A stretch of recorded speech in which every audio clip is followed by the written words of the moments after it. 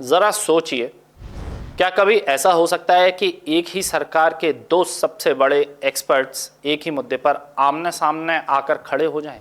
एक संस्था कहे साहब रास्ता बिल्कुल साफ है, आगे बढ़िए, और ठीक उसी वक्त दूसरी सरकारी संस्था कहे रुकिए, ये तो सीधे सीधे कानून और सेहत के साथ खिलवाड़ है।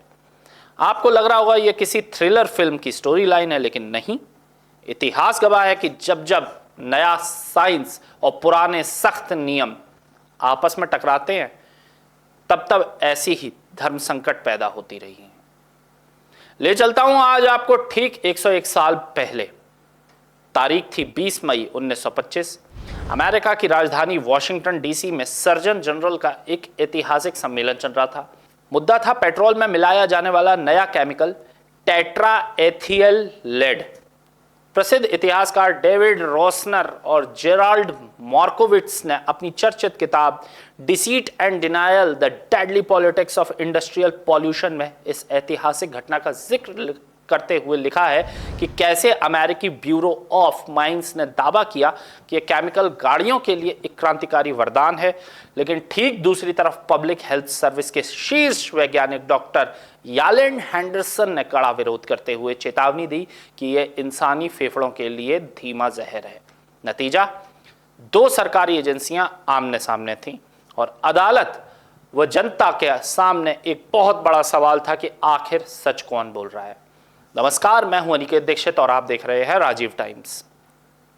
आज ठीक वैसा ही नजारा भारत की सबसे बड़ी अदालत यानी सुप्रीम कोर्ट में देखने को मिला है। मामला जुड़ा है आपकी और हमारी सांसों से, त्योहार की चमक और पटाखों के धुओं से। सुप्रीम कोर्ट के कटघरे में केंद्र सरकार के ही दो सबसे प्रमुख संस्थान आमने सामने आ खड़े हुए हैं। एक तरफ है CSIR नीरी यानी national environmental engineering research institute, और दूसरी तरफ है देश में प्रदूषण पर निगरानी रखने वाली सबसे बड़ी संस्था CPCB central pollution control board. मामला क्या है, इसे बहुत सरल भाषा में समझिए।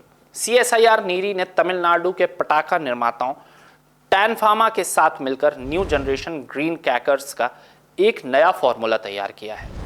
नीरी ने अपनी साइंटिफिक रिपोर्ट में दावा किया है कि इस नए फॉर्मूले से हवा में फैलने वाला पर्टिकुलेट मैटर यानी PM10 और PM2.5 लगभग 40 से 60% तक कम हो जाता है।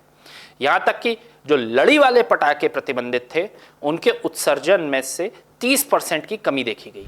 अब नीरी ने सुझाव दिया कि अनार, चरखी, फुलझड़ी और लड़ी के कमर्शियल प्रोडक्शन को हरी झंडी दे दी जानी चाहिए। एक्सप्लोजिव रेगुलेटरी बॉडी पैसो ने भी इस नए फॉर्मूले के लिए नो ऑब्जेक्शन सर्टिफिकेट जारी कर दिया।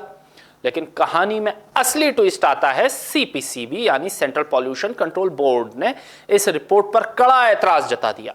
अब CPCB ने सुप्रीम कोर्ट में साफ साफ कहा है कि रुकिए, सुप्रीम कोर्ट ने 23 अक्टूबर 2018 के आदेश के तहत पटाखों में बेरियम नाइट्रेट के इस्तेमाल पर पूरी तरह बैन लगाया था।